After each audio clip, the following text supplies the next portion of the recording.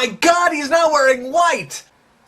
There's really no good reason that any funny story you tell should have to end with, well, I guess you had to be there. I realized this the other day. I had plans to shoot a video with Spricket24, who, as many of you know, is a popular YouTube personality. And hot. I awoke with glee and bounded to the bathroom in the nude to wash yesterday's dirt off my body. And I stopped deader in my tracks than a June bug who was very suddenly greeted by a pair of headlights on a highway as I looked into the mirror. I'd just been to a miniature gathering of YouTube and Stickum people in Kansas City. We sat under the bleedingly hot sun and matched our weight in sweat. Apparently my largest organ didn't appreciate the climatic change, and now the avatar of my body, the very skin of my face, had been mercilessly slaughtered in a holocaust of pubescence. Zits everywhere. How could I face Spricket24 with a face like that? Well, no, that would actually be pretty easy. I now had dozens of little faces to face her with. I panicked. If there is one thing you learn from being 13 years old, it's that you should never, ever, ever be seen by pretty girls when you have pimples on your face. I'm pretty sure they spelled out disgusting loser in pussy braille. My good side, my bad side, and everything in between became my ugly side. Death was obviously impending. For the first time in my adult life, I considered suicide a viable option. Like MacGyver in a Swiss Army knife factory full of Taliban bombs, I tore through my wife's skincare and cosmetic products, vying for a last-minute, well-scripted Hollywood miracle. I tried everything I could. Facial scrubs, wrinkle ointments, Neutrogena's deep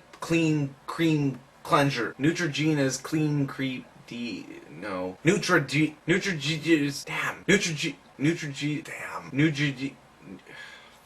Neutrogena's deep cream, damn it. Neutrogena's deep clean cream cleanser. Yes! Apparently I could look years younger if I liked, but there were no magic potion lotions that would make me look older than 13. Why couldn't I have married a woman with bad skin? I agonized, hated my fate. Like a man who, in the midst of plague, just discovered his tonsils were swollen. Nothing felt like it was working. Soap, alcohol, sea salt, I even tried toothpaste. Now you might be as surprised as I was to discover that toothpaste actually works the best. It won't get rid of your acne, but it makes your face smell real fresh. I stared at myself in the mirror. I had toothpaste on my face. It was funny. Guess you had to be there. See, now, that doesn't really work, does it? I mean, we've all had the zit thing. We've tried ridiculous remedies, and our bodies have all turned on us at some point in time. Such shameful moments are the foundations of billion-dollar companies. So no, you don't have to be there. But what if I told you it was then, while intoxicated with loathsome desperation, that I turned to the only natural place where one may find all sorts of salvations? The internet. Surely my trusty internets would bestow upon me the mystical alchemy of truth, saving me from Spricket's inevitable disgusted gaze. We are one nation under Google, filled with the most curious mix of very good and piss-poor information. And there, in the midst of the pseudo-encyclopedias, and the real encyclopedias, and the fetish websites, was my salvation. Feline urine, applied to the affected area, instantly kills, shrinks, and hides pimples. I was saved! In retrospect, I should have looked at the URL. pubertypranks.com. In the land of the blind, the desperate man is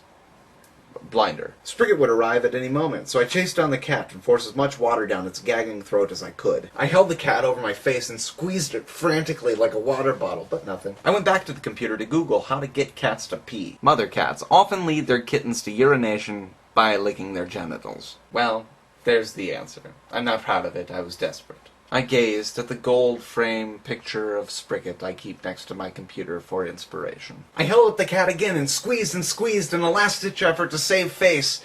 Still nothing. I took a deep breath, closed my eyes, stretched out my tongue, and as the front door opened and Spricket24 walked in, the cat freaked and a rain of urine sprayed across my face. Oddly enough, Spricket didn't seem all that surprised. She just left. It was probably the zits. Why is that funny? I don't know. Guess you had to be there.